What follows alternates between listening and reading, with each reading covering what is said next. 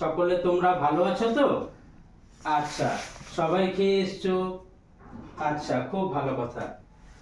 একটু আগে কারা জানি বলা বলি করছিলে যে কাল কার জন্মদিন ছিল?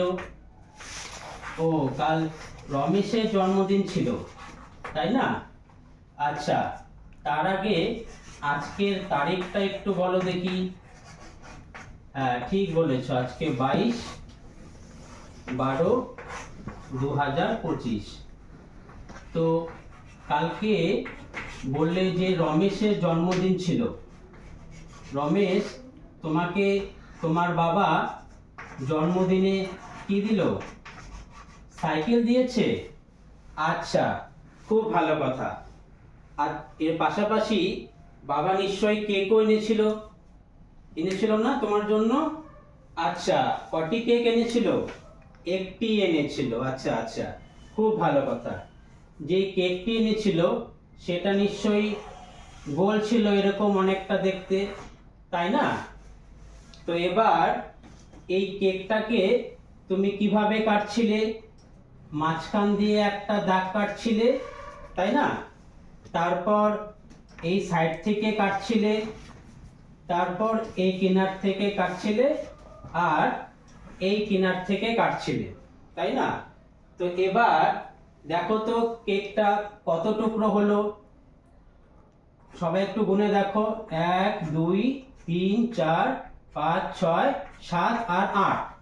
তো সব মিলে কিন্তু কেকটা 8 টুকরো হলো।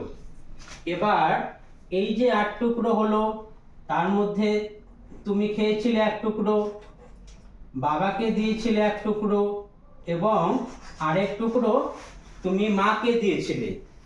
তো কতগুলি টুকরো তোমরা খেয়ে নিয়েছিলে? 3টা টুকরো তোমরা খেয়ে নিয়েছিলে, তাই না? তো এভাবে এর মাঝখানে যদি আমরা একটা দাগ দেই, তাহলে এই যে আকারটা ধারণ করলো, সেই আকারটা কিসের মতো হলো কেউ বলতে পারবে? আচ্ছা, পারবে না, আমি বলে দিচ্ছি।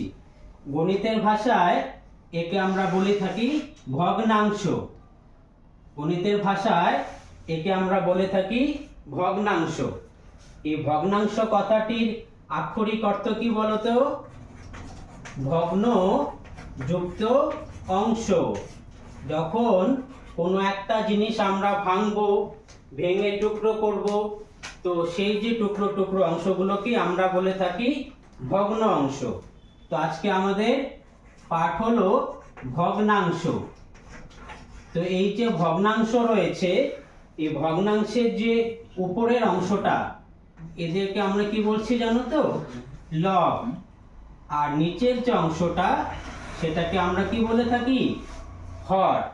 এই লব আর হরের সমন্বয়ে যেই অংশটা তৈরি হয়, সেটাকে আমরা কি বলে থাকি? ভগ্নাংশ।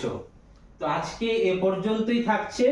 পরবর্তীকালে এই ভগ্নাংশ সম্বন্ধে আমরা আরো বিস্তারিত জানবো। সবাই ভালো থাকবে। আচ্ছা, বসেন।